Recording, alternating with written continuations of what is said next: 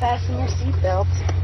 I am taking you for the ride of your life. I'm going to show you what this car can really do. Are you ready? I am ready. Hang on. Okay. Here we go.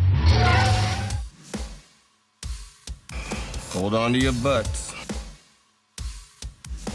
Go get him, kid. It might be a tumor. It's not a tumor. Not a tumor at all. What you're going to ask me. So you can go ahead and ask me what you're going to ask me. And my natural response could be to get offended. Hey, want to hear the most annoying sound in the world?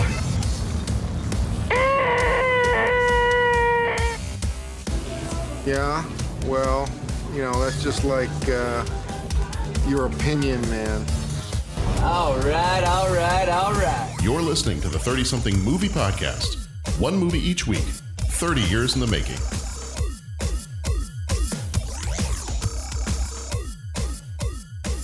It's the 30-something movie podcast. Back once again. We are smack dab in the middle of Family Month. And this time around, we've got Don't Tell Mom the Babysitter's Dead. Well, don't tell Pat and don't tell Bo that they're here to talk about a movie that may or may not have angered some of them. We'll find out. How you guys? How you doing? Great. Just fine, John. How are you? Come on to the podcast. We'll talk about movies. It'll be a great time. Pat, I always love your honesty. I appreciate that about you. Yeah, you never have to worry about Pat pulling his punches. That is for sure. No, Pat. In fact, I knew well because he was texting on our little text thread, and I had actually just watched this movie for the first time. This is the first time I'd seen this movie, and I had just watched this movie for the first time the day before he texted everybody. And when he started in and was like, "Guys, I'm like 2 minutes into the movie and I'm already mad." Yeah, I did not imagine Pat would jive with some things here. They say new year, new you. I'm trying to be like, just, hey, I don't want to yuck anyone's yum. And I mean this without sarcasm because... feel free to yuck it. Okay, well, I was going to say, if we keep with past form, chances are they might become a patron, and then I got it, True. So I'm just going to be careful. It just... Or maybe that means we get more. Maybe that means we get more Patreon patrons because you insult the movie, and then all of a sudden somebody's like, "Hey, I'd like to sign up." And I can't read the text word for word, but basically it says, "Hey all, hope you're all doing well. Looking forward to tomorrow. Speaking of, I'm 2.5 minutes into this movie. I'm wonderful movie. Does it get any better, or should I move all breakable objects out of the room?" Wow. To which I responded, "Wow, I've never heard anyone get so angry at Father of the Bride." Oh, this was not Father of the Bride. That was his next response. "Oh no, my friend." And then one of the guys was just like, "Whoa, you had a problem with Father of the Bride?" Like someone went down that kind of particular rabbit hole. He hated Father of the Bride. Yeah, context is what is it they say? Context is for kings. Mm-hmm. I thought that would have been fun to try last week when we did Father of the Bride. Like see how long to go, like playing the devil's advocate and just being like, "Yeah, this just wasn't a good movie, guys." And I really side with the father, and I kind of wish he hadn't softened on his original position, and I feel like he gave in too early. Yeah, I just see how long I could go with it and before being kicked off the podcast. Oh yeah, I'll never kick you off the podcast. I don't know. No, I would sit back and rub my hands together and just be like, "Excellent." Just watch it happen, man. Let's see how far we can push Pat. Meat's back on the menu, boys. No, I just, well, we'll get into it. I just, I said, we'll talk. Wasn't my thing. Wasn't my thing. Mm-hmm. That's fine. All right. Well, this one is Don't Tell Mom the Babysitter's Dead. Quick spoiler alert. We're going to spoil the movie because we're going to talk about it, but we may mention other movies as we're talking, and we may spoil those too. So just be aware. Visit our website if you have not already, 30podcast.com. There are some places there where you can rate the podcast. You can leave us a voicemail. You could become a co-executive producer by supporting us on Patreon. If you do that, you also get access to some exclusive episodes that we have on there. And there are some other benefits that go along with supporting us on Patreon. So you get an opportunity to either pick one of the movies that we talk about, maybe even come on the show with us, and you can talk about one of our movies. So there's all kinds of different stuff over there. So go check that out. You can find all that at 30podcast.com. So I do have Pat and I have Bo with me tonight. So glad you guys are here. So interested in talking about this movie. Yeah, great to be here, John. And a special shout out to our patrons. Thank you guys for your continued support. That's very, very cool. Yeah, thank you. Always good to be here with you gentlemen and talking movies. Yeah. All right. Well, I don't think we have a whole lot of news this time around. There's not too much going on right now in the movie world, but so we'll just go ahead and jump on into this one. So again, this one is Don't Tell Mom the Babysitter's Dead. Came out on the 7th of June, 1991, rated PG-13 with a runtime of 1 hour and 42 minutes. Directed by Stephen Herrick, who also did Critters, Bill and Ted's Excellent Adventures, and the 1993 version of The Three Musketeers. Producers on this one, apparently this was not a good movie to produce because 3 out of the 4 are dead. Robin Newmeyer died in 2005. Julia Phillips died in 2002. Brian Riley died in 2011. And Jeffrey Silver must have killed the rest of them because he's still alive. I don't know. I figured this movie is a little dark and morbid, so let's go, let's just roll with it. Newmeyer. Oh, here you go, Pat. Newmeyer also produced one of your other favorite movies, Sex, Lies, and Videotape. Nice. Oh, yeah, that was weird. Phillips produced The Sting and Taxi Driver. Riley produced. Those are good ones. Yeah. Let's see. Riley produced Don Juan DeMarco and The Santa Claus. And Silver produced Tron Legacy and Edge of Tomorrow. Or what was that one? What was the other title of that one? Rinse, Die, Repeat? Or something like that? Okay. Writers for this one were Neil Landau and Tara Eisen. Landau did the TV series Undressed and a cartoon movie called Tad the Explorer. And the only thing Eisen wrote for was one episode. There was one other TV episode, but I forget which one, and one episode of Doogie Howser, MD. Cinematography was done by Tim Surstedt, who also did Buffy the Vampire Slayer, the movie Idiocracy. I love that movie. I know bad right now with all that starving bull and the dust storms and we running out of French fries and burrito coverings. Yeah, that's a good movie. And Critters. Music was done by David Newman, who also did Throw Mama from the Train, Little Monsters, and Bill and Ted's Excellent Adventure. Budget on this one was... Yes. Budget on this one was $10 million. Box office was $25.1 million. Flick Metrics gives it a 55%, and CinemaScore gives it an A-. Let me repeat that for the listening audience. CinemaScore gives it an A-. Yeah. Okay, we'll get into this. The one person that they bought free nachos for at the bar and said, "Hey, there you go. What do you think of the movie?" What do you think of the movie? I'll tell you what I think of the movie. I'd get Superman. I'm going to pull that comment back because I sound like I don't want to be yucking someone's yum, and I don't want to be making fun of someone for liking a movie that I disliked, and that's not my thing, and I'm sorry. Well, I mean that. That's fine. I'm going to turn it around and I'm going to yum your yuck. So I don't even know what that means. I was going to ask, but then I decided I wasn't sure I want to know what it means. Maybe I'm just going to go the opposite of what you say, Pat, and I'm going to say I love this movie. You know what? Just for the sake of debate. That's probably not going to happen. All right. Well, this one was starring Christina Applegate, who played. All right. Here's a question. I'm going to start getting into it. We're not even done with the intro part of it. At what part in this stupid movie did her... How'd you feel about the movie? Well, don't mince words. At what point in the movie did her name change to Swell? Because a bunch of people kept calling her Swell. I think it's a teenage way of abbreviating Suellen to Suell, and it just sort of and I get that. It's still stupid. I get it. I didn't say it wasn't stupid. I said that's what they're doing. Okay, all right. I did not pick up on that. Like, I did not pick up on the fact that was her name. So, and I was confused. And I pretty much watch every movie with the captioning on. So Yeah. I was doubly confused. So anyway, her name is Sue Ellen. I'll admit, this is, and Pat, don't be self-conscious when I say what I'm about to say. That's fine. I've watched this movie a lot in my day because my wife enjoys it.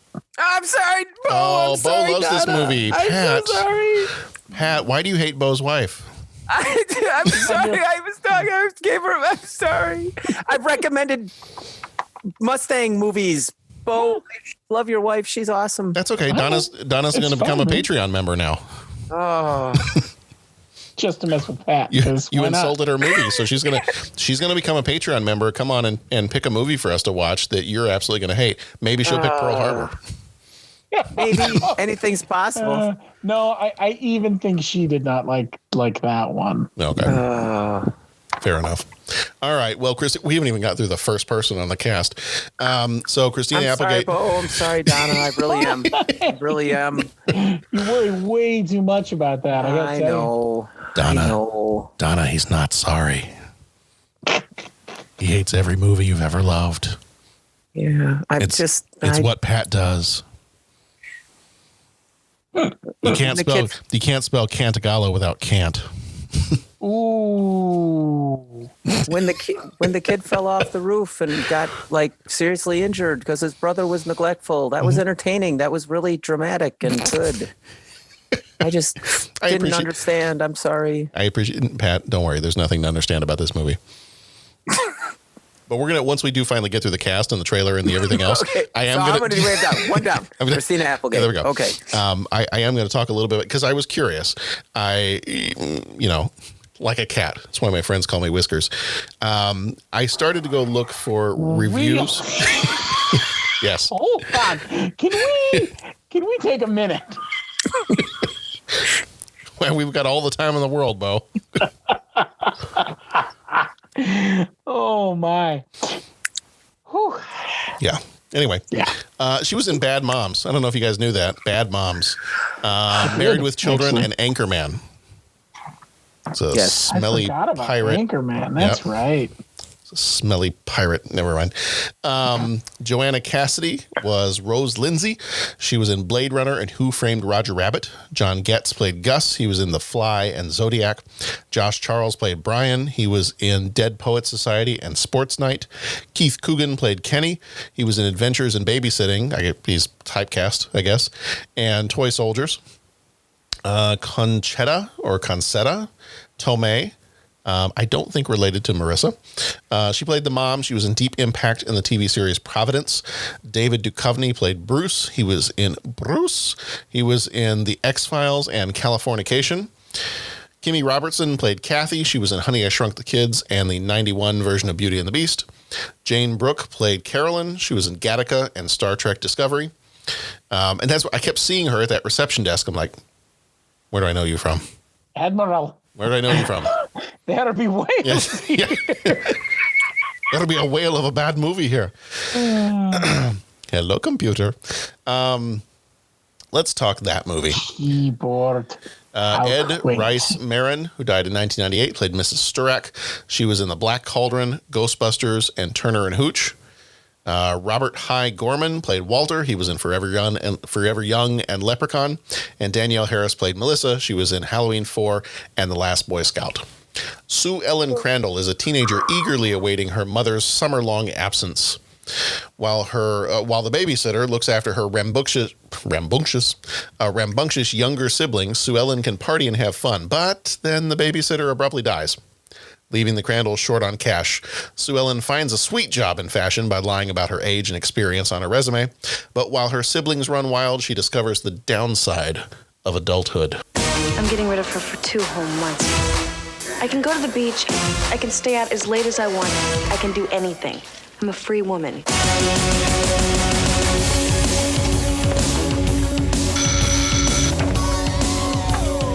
Hi.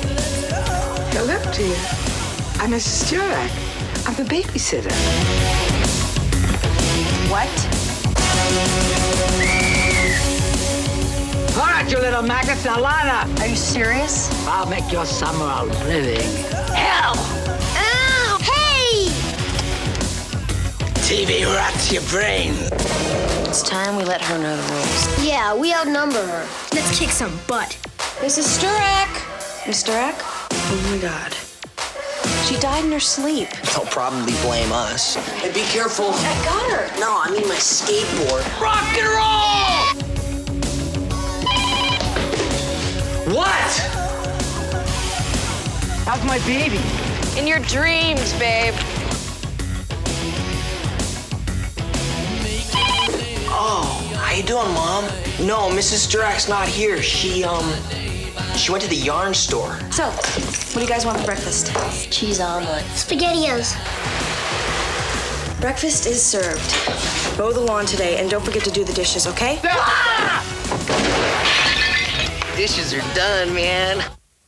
Dishes are done, man. Man. Is that where the trailer ended? Yes.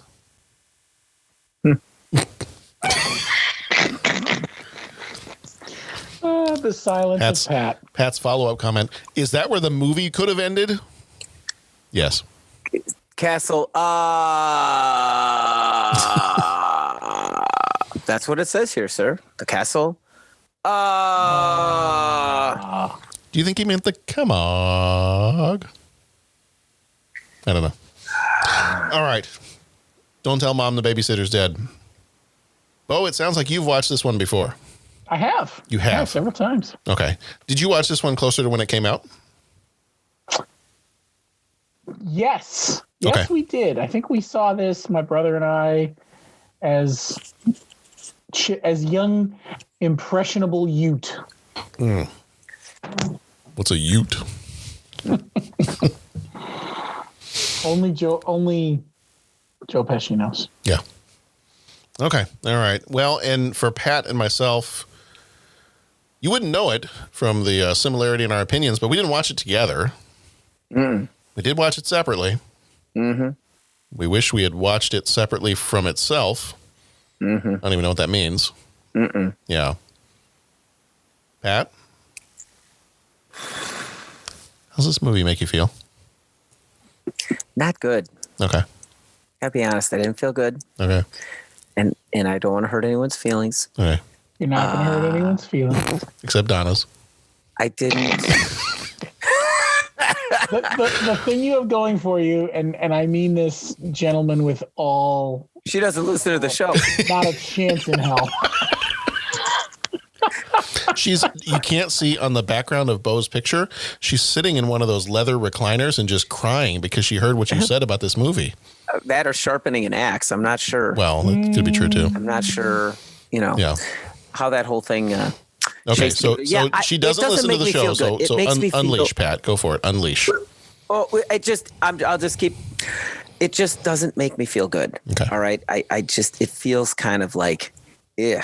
And that's what I felt like 2.5 minutes in, like the kids talking to the mom that way and the mom talking to the kids that way. And it was just, ugh. And that's just kind of how I felt. Given the premise of this movie, because the premise of this, I remember seeing the cover of this movie a lot, as a kid. You go to Blockbuster and you'd see the cover of this movie. Oh, yeah. You go to the video stores, wherever it was. And so I remember I'd be like, I bet that movie's funny. Like, Don't Tell Mom the Babysitter's Dead. That sounds hilarious. Like, I want to see that movie. Just never did.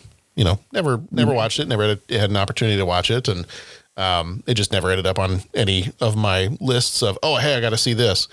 And the premise of the movie seems like one that 12-year-old John would be like, yeah, that's a fun movie. That's a funny movie.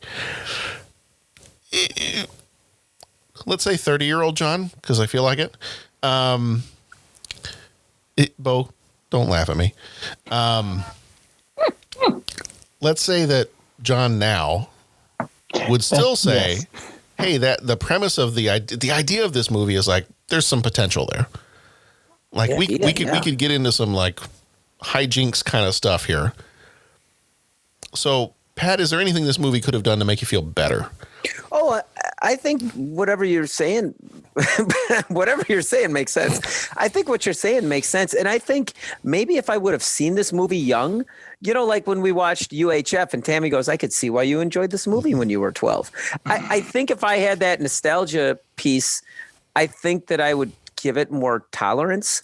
I also, I get where, it's showing a girl basically that is able to bring her family together and go out and get a job and be successful. And in the end, she was lying an awful lot, but was able to tell the truth. But, the story, it had a happy ending. It was like, yeah, the truth will set you free. She came clean.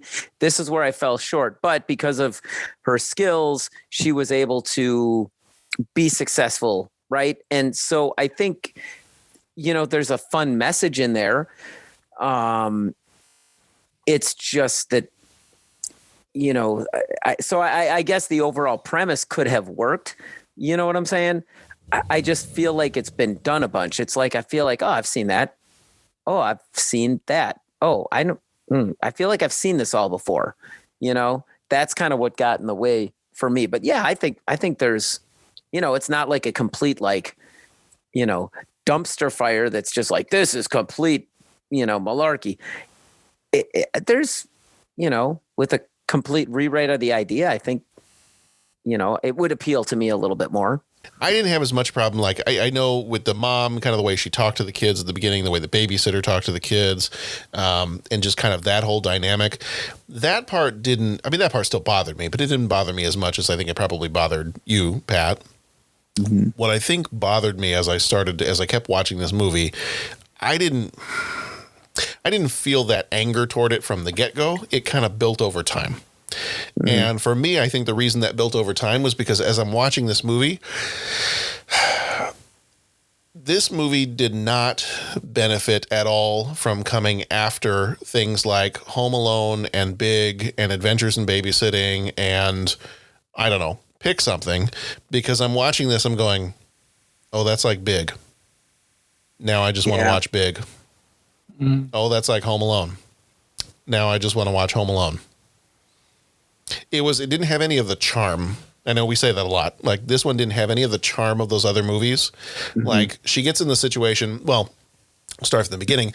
The mom is going to go off to Australia for a couple of months. She's going to be there for the summer with her boyfriend. Clearly, her kids are not doing well. Things are kind of in disarray. And the house doesn't even look like it's in great shape either. Mm-hmm. Perfect time to leave for a few months. Great time to leave for a couple Australia. Months. Right. Yeah. Let's go to Australia with your boyfriend or whatever. And clearly there's been I don't know. I don't remember if they say how recent it's been, but there's been either a separation or a divorce. And so the kids are, still not super thrilled about that. So, I mean, that part, yes, the original, the basis of this movie is the mom should not have gone to Australia. Mm-hmm. Bad move by the mom to begin with. I think I had more of a problem with how these kids, how their characters were written. Mm-hmm. And then as the movie progressed, it seemed like it was just trying to cherry pick from other movies that did it better. Yeah. And then when you get towards the end, and I know we can talk a little bit more about it before we jump straight to that, but as you get towards the end of the movie, then when it gets to the point where the kids kind of band together to help their sister get through this massive party that she's arranged for the company that she works for, then all of a sudden it's like, boom, everybody flips the switch, and all of a sudden, yes, we will be helpful and we'll do all the things that you've asked us to do this entire movie that we neglected. Right. Like that turnaround is too fast. Like you gotta, I need to see that build a little bit more over time. The one specific example that really kind of bothered me was the kind of the stoner brother. Mm-hmm. That is just, he's doing nothing the entire time. And in fact, he's almost actively, opposing some of the stuff that the older sister's trying to do, that Swell is trying to do. And then all of a sudden he watches like one episode of, The Joy of Cooking with Julia Child. I would prefer to watch it with Julia Roberts, but sure. Watches like one episode of Julia Child's cooking show, and all of a sudden he's a gourmet chef, and that's what he wants to do with his life. Yeah. And now he's super helpful. Like he was a stoner and he was, completely lazy the entire movie. And all of a sudden he's like, no, we got to turn this around. Like we got to do this now. I'm like, I don't know. It not believable. Mm-hmm. And I get it. I don't want to harp on that too much because I get that part of what this movie is supposed to be. This movie is probably not designed for me. This movie would be designed for 12 to 16-year-old me. And so 40-year-old me is watching this and just being like, whatever. This is stupid. Yeah. One of the only parts that I actually kind of laughed out loud, thought was funny, was when she walks in and she's like, what do you guys want for breakfast? And they're like, I'd like an omelet. I'd like this. And she just takes the entire bowl of cereal, dumps it in the huge bowl, pours all the milk in it, and like, breakfast is served. And then just walks away. Like that part, I actually laughed out loud at that part. The rest of the movie, not so much. I mean, I tolerated it. I didn't sit there going, and even at the end, I didn't actually sit there going, wow, I just wasted an hour and 42 minutes of my life. But I did at the end of it sit there going, all right, well, I saw it. It wasn't what I was thinking it was going to be. Mm-hmm. I'm not watching it again, but I sat through it. Yeah. So I don't know. I think for me, that's where it kind of started to fall apart because the idea of the movie, obviously the mom goes off and then it seems like the sweet old babysitter, but then she very quickly, turns into, drill sergeant, Sturak as soon as the mom leaves. And, she's pretty nasty to the kids too, the way she's talking to them and everything. And then not too long after that, she quickly dies.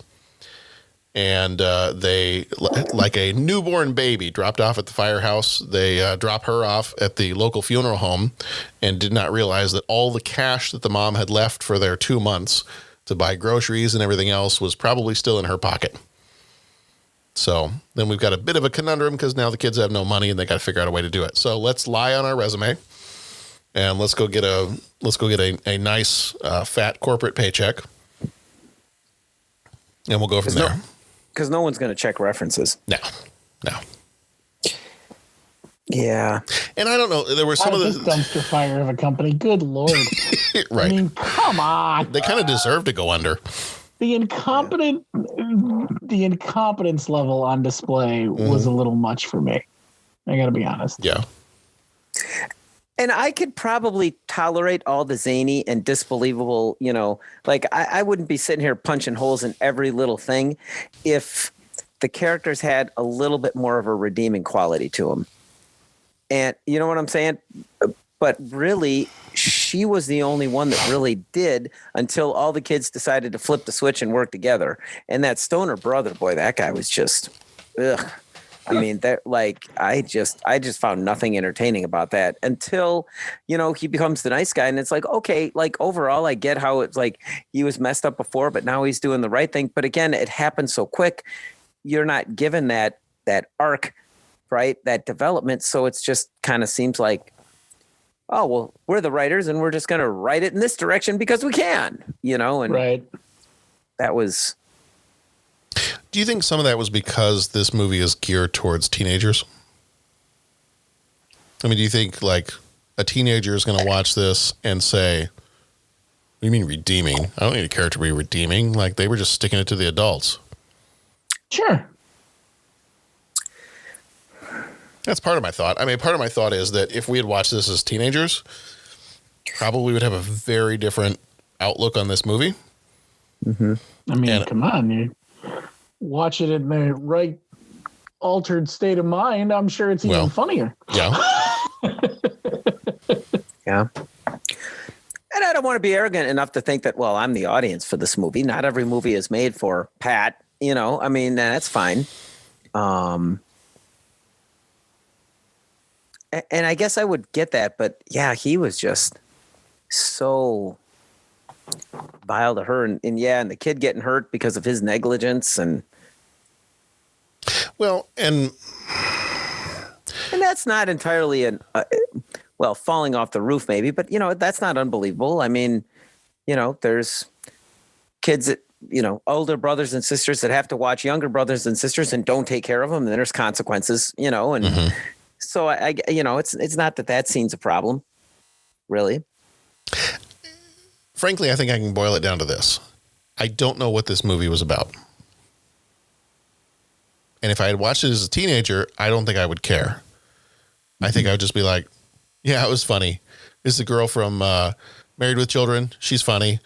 And, she lied her way to get in this job. And she's got this great job now. And she's getting paid a bunch of money. And the kids are like buying this whole like audio video setup. And, the one kid fell off the roof. And now she's got to pretend to be his mom at the hospital. And that's kind of funny too. And, they got this whole scheme now. And they got to put this party together and whatever. Yeah, that's cool. That's fun.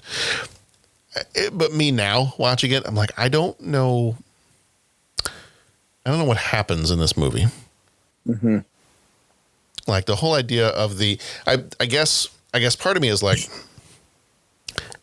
I want to see a little bit more of, dealing with the fact that they don't have a babysitter and how she's able to, for the most part, really, a 17-year-old is able to fairly masterfully handle driving into the city as a single parent, working this job that she is completely unqualified to do. Somehow I bet she's amazing at school. She's the person in the group that gets everybody else to do the work for her when they do group work. She's very good at all this for a 17-year-old. And really, other than the time where the one little brother, falls off the roof, or the one kid falls off the roof, and in a situation like this, I would expect the house to be on fire on like day 2. Right. And the only casualty was the dishes. Yeah. And that could have been avoided. Bad. And that could have been avoided if you just didn't have the stoner brother. Well, right. He's a waste of space most of the time. Yeah. But I don't know I really don't know. When I look at this as a movie, I don't know what the movie was supposed to accomplish. Was it supposed to say, look at her, she all grown up now? Or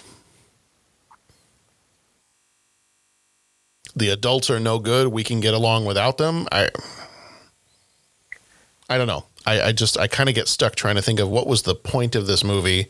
What, other than the action of she's got to make money so she can buy groceries for her family until her mom gets back 2 months from now.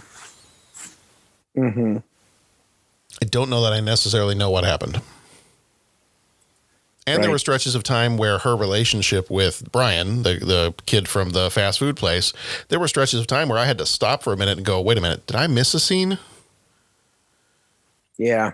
Like, I feel like I missed something in their relationship and in their conversation with each other. Things seemed to like hop around, and I don't know. And maybe it was my frame of mind when I was watching it, but it just seemed like, to me, it seemed the writing of this was very disjointed. But John, they watched the Grunion run. That's fine. That scene was so weird. Yeah. Now, the whole movie is weird. So I'm just wondering if you watching this as a teen in the 90s, you're like, yeah, man, it is weird. And that makes it cool. Yeah. Like, okay, maybe. Funny and goofy, and the kids won, so there you go. Yeah. Yeah, and I could see where that, boil it down, that would appeal to, some folks. And even if as an adult maybe has outgrown this movie, the nostalgia provides the link that keeps you coming back to it, right? Yeah. I think that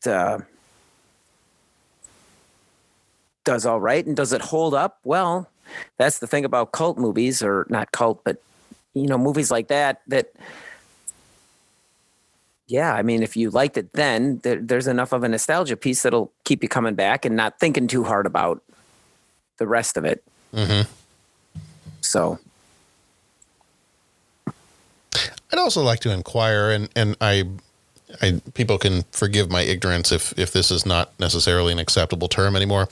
Why did drag queens steal the car?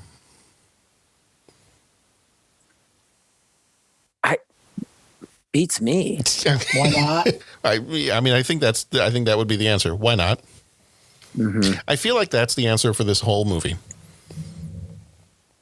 Like, so we got to find a way for them to like not have a car so that she can call the boy that she thinks is kind of cute and he can help him out. So how do they get the car?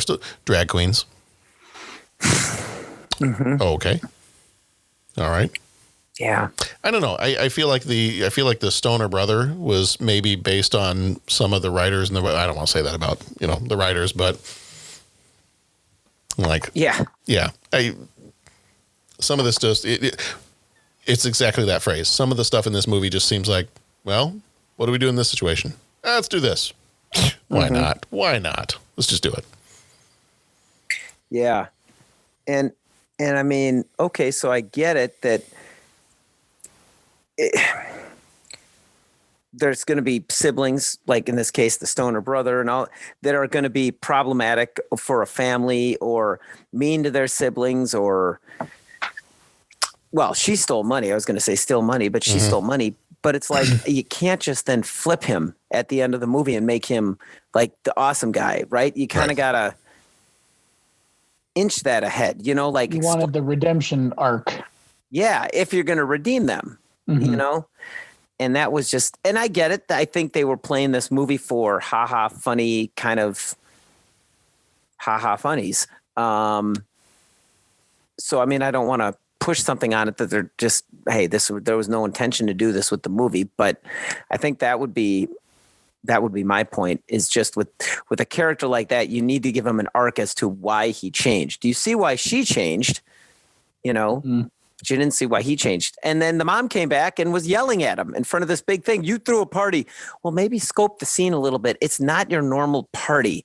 So why don't you just like support your daughter and then later ask her what the heck was going on?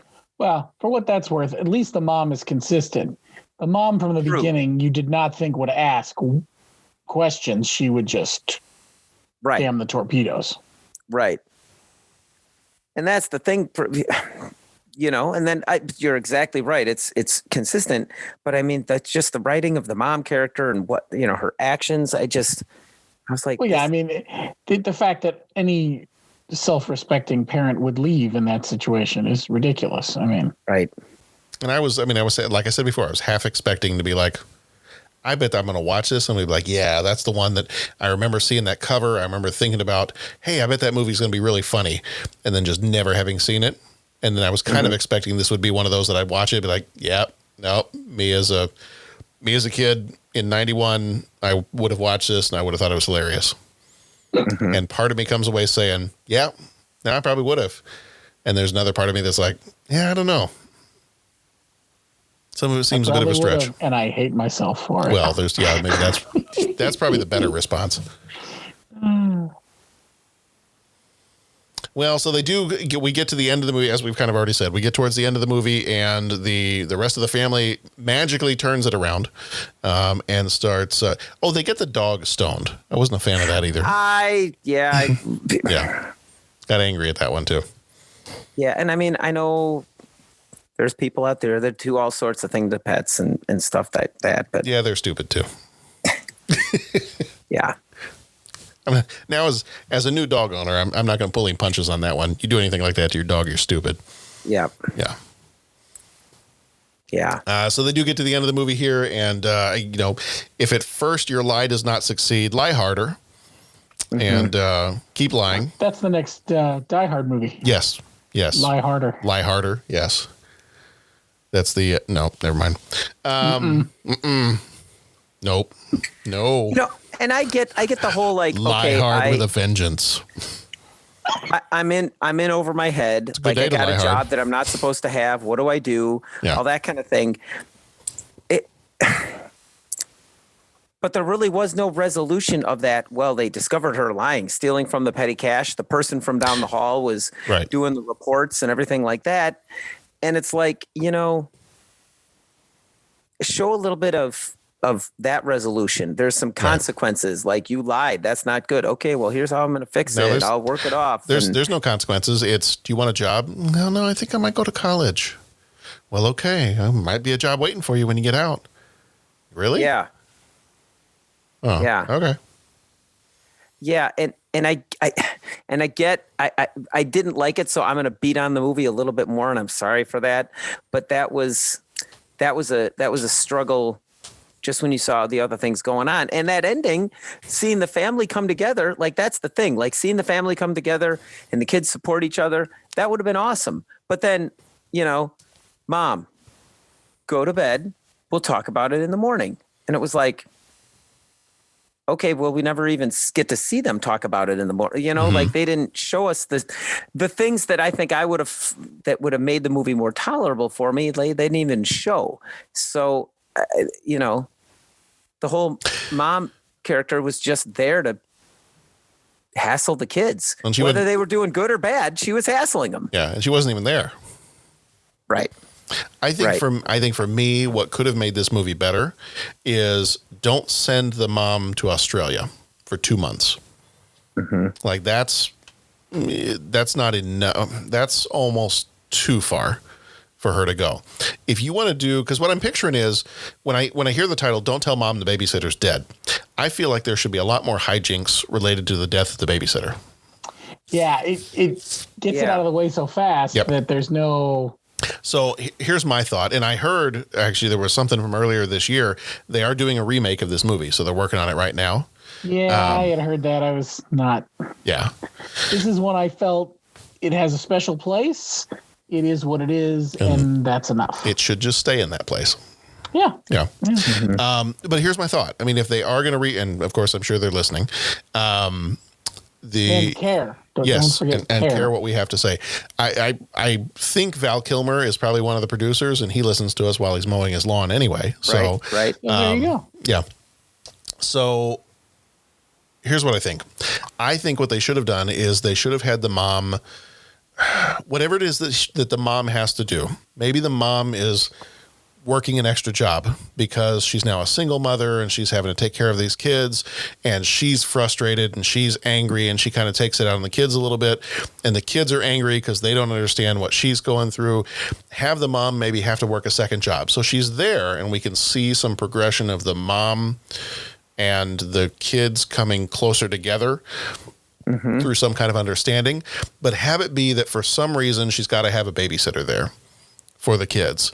And it's more of like an each day thing. Like, the kids have to come up with an excuse each day for, well, why didn't I see the babysitter? Well, she left you a note. She had to leave early, and she left a note. She had to go to the yarn store. Or she had to go to the yarn store.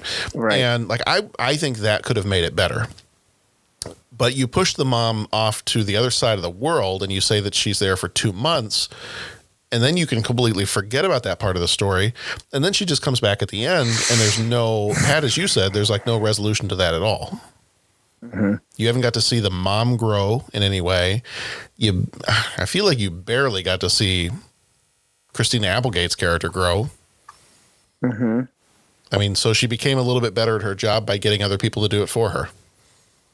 Right. And then she has suddenly these magical abilities to completely turn around the fashion line of this company. Right. Yeah, and how about a little redemption for that wide-eyed secretary? Like, maybe she becomes the executive assistant at the end, Right. Yeah. A little help for a sister, Yeah. Yeah, no kidding. And I mean, this wouldn't be that hard to get her into the clothes design thing. Look at what they did with Big. Right. Right? Like, you could have simply done that. Like, okay, put her in the mail room or whatever, and then she's commenting on the clothes or something like that. Or even, okay, she lies her way into the job and then discovers that, oh, I don't know what I'm doing, so I'm going to design clothes, and then have that be a plot point that she goes to the boss and says, look, here's what I'm good at. Here's the truth. And here's so-and-so from down the hall did those reports. Did you like those reports? Yeah, so-and-so did them. So bring so-and-so over to this office. And, I mean, I think there would have been ways to make the story a little bit more plausible. And maybe the character is a little bit more likable. There's a perfect time for her to show some growth, or for her to show having to make that transition from kid to adult. If this is a coming of age story, there's a perfect time to do it, and it's all talked about pretty much off camera, and she's never directly involved in it, which I think is a huge mistake. The whole thing of their big account is school uniforms. They got the big school uniform account, and well, if this doesn't go well, they're going to make a presentation to the superintendent of the schools, and if it doesn't go well, then well, they're in deep doo-doo. Why would you not use that as a writer of this movie? Why would you not use that as an example to say, hey, let's get the 17-year-old who's pretending to be a 28-year-old or whatever she is, and let's have her get put in charge of that, so that she's got to go to the school and she has to be the one to help argue, even though truly as a 17-year-old, she would be totally against this in her normal life. But she's got to be the one to help the company argue for the opposite of what she would argue for, you know, in real life. Right. But the only thing that ever happens is, like, her boss shows up the next day. She's like, nope, voted against it. They hated it. The kids put out a petition. Didn't go well. I'm like, that would have been the perfect situation for her to show some sense of, well, I got to grow up and I got to move past this 17-year-old sensibility. And they just didn't do it. So. Or make the thing totally like a Dazed and Confused type of thing, which is just supposed to be entertaining and all that. And then just make it fluff. But the thing in Dazed and Confused, all the characters had some redeeming quality, or they were likable, right? The only real villain guy was the Ben Affleck character, and he got his. Right. So, yeah, you know, like make the stoner brother a little bit nicer. Right. Okay, like make his redeeming arc like he saves his younger brother from falling off the roof and then begins to think. Or, you know, he starts to make food. You know, I just, there were ways that you could have written this that I you know, would have found it either just more fluff and haha, like watching Dazed and Confused, or more meaningful, like, hey, that's a powerful story. Or, and again, I get if folks watch this when they were 12 or 13 and didn't quite, you know, you're not quite thinking on those lines like we're talking about now. So I can see where the nostalgia kind of keeps them going. But yeah, this was kind of a bitter pill to swallow. Yeah. Agreed. And I mean, and I'll be honest, like the guys coming in to hit on her, like the one guy hitting on her at the company, you know, he always had like this big band score underneath him, right? It was always like this swing, and it wasn't even like sleazy, kind of like, you know, real like place of adult entertainment type, you know, you know, well, I was even going to sing Bad to the Bone. I don't even know what I was singing, but it wasn't like the jazz music, the swing music being played didn't have a sleazy sound to it, but it was used to represent the bad guy. And I'm like, well, I don't know if I really like that so much, using the music to characterize that. And that kind of stuff is important to me. That's my favorite kind of music, you know? I mean, they did something similar in Ferris Bueller, where when the principal was walking around, they had kind of that swing thing going, but they made it kind of silly. You know, remember when he flipped up his glasses, they kind of Mickey Moused it with the band. You know, you had, you know, you have those little hits, and that wasn't here. It was just like a straight up big band tune. And it was like, why are we playing this for like the sleazy guy that, I don't know. Like I said, that kind of rubbed me the wrong way a little bit. Yeah. Any final thoughts before we jump into 3 questions? I have thunk my thoughts. You've thunk your thoughts. All right. You've thunk your thoughts, and now it's time for 3 questions. He asks each traveler 5 questions. 3 questions. 3 questions. It's impossible to answer. Impossible because you don't know the answer. Nobody could answer that question. I want to ask you a bunch of questions. I want to have them answered immediately. What you just said is one of the most insanely idiotic things I have ever heard. At no point in your rambling, incoherent response were you even close to anything that could be considered a rational thought.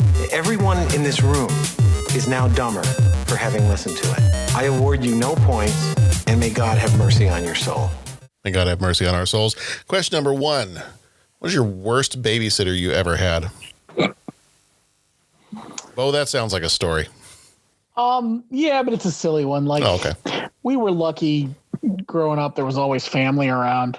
So we didn't really have, I don't really remember many babysitters. So, but the worst of was family, of course. It was my Uncle Brian. He had charge of us for a weekend. Maybe a couple days during the week too. I'm not really sure. It was an extended period of time. Mom was on a work trip actually. And he was seeing a woman at the time. My mom and my uncle are, maybe 15 years apart. She's the third oldest. He's the baby of 7. So there's a big spread there. So he's a younger guy, at the time.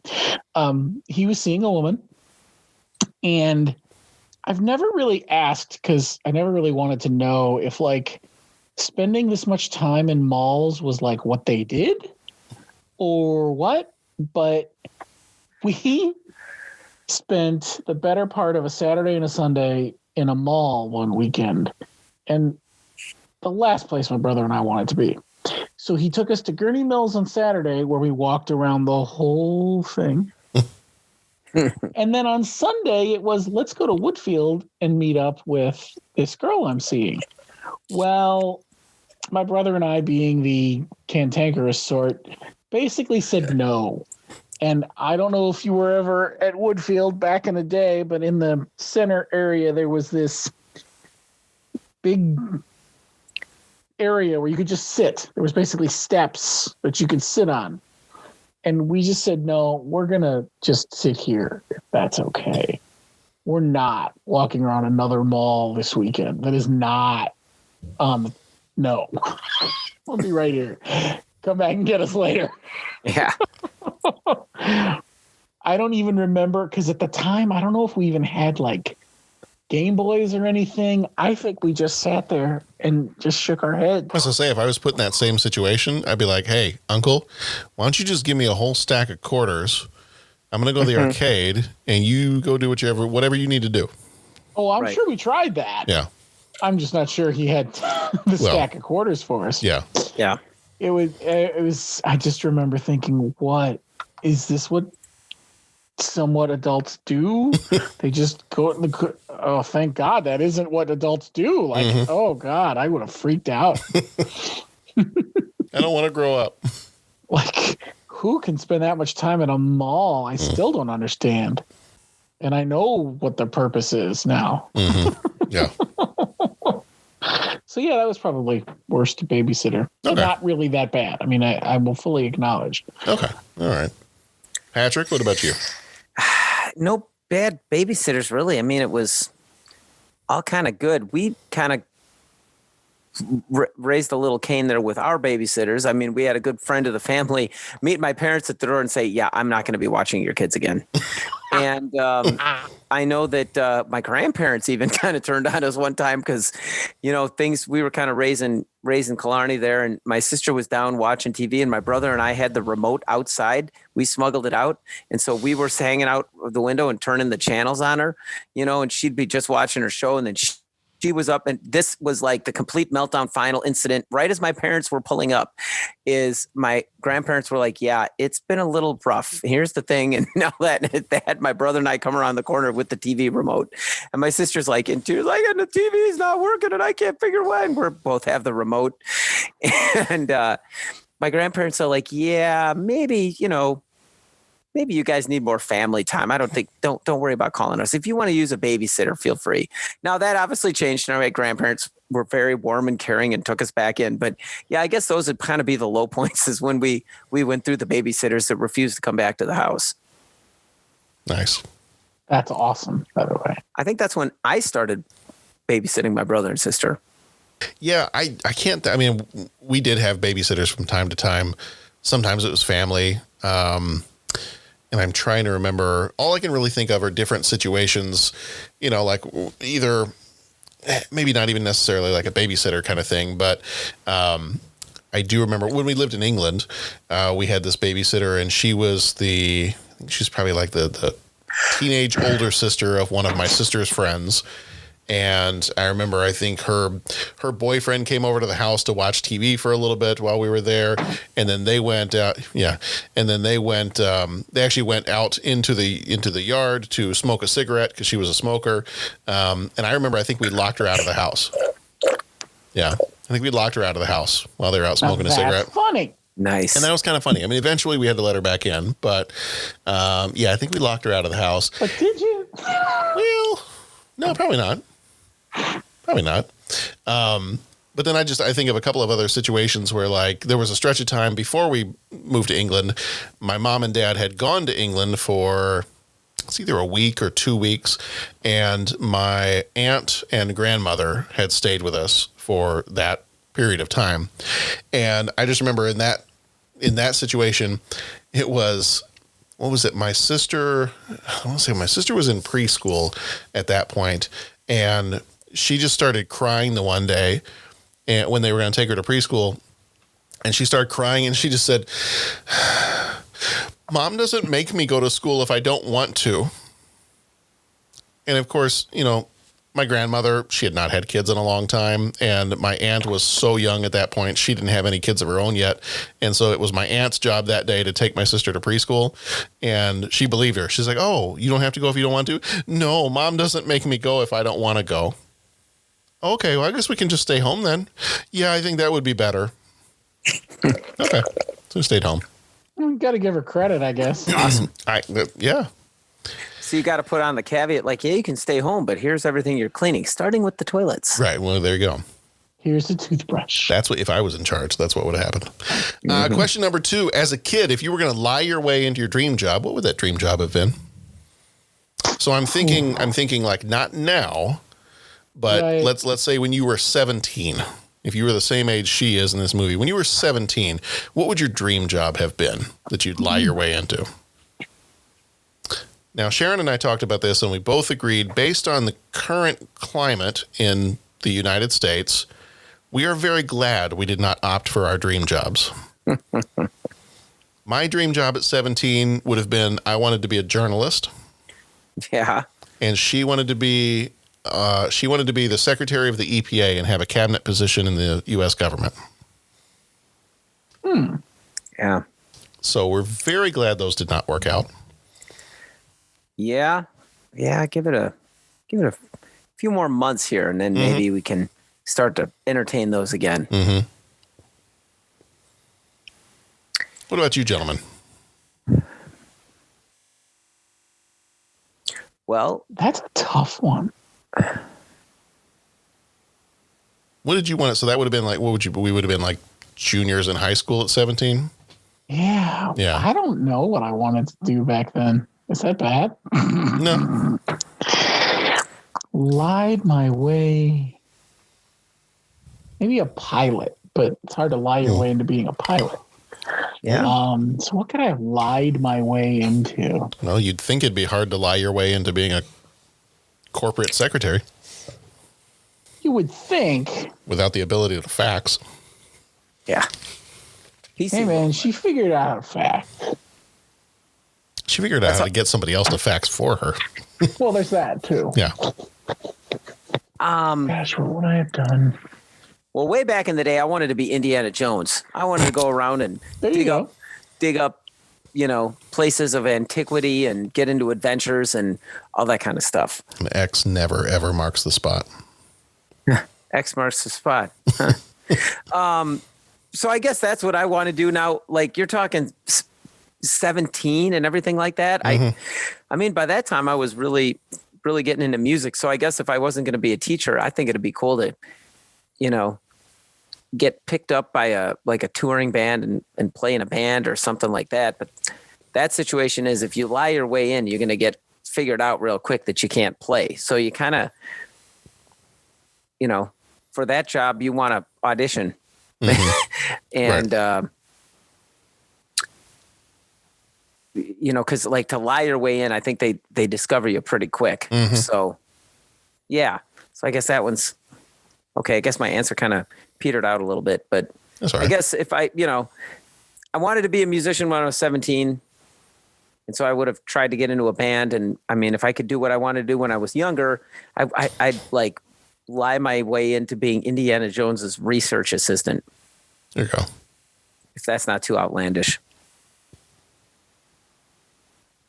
Intern Anna Jones. That's right. There you go. I like that. Yeah. The school, the college he teaches at sent me to be like his teacher assist, his TA. Yeah, So- TA, you grade all the papers and I audit the class by, adventuring around and fighting Nazis.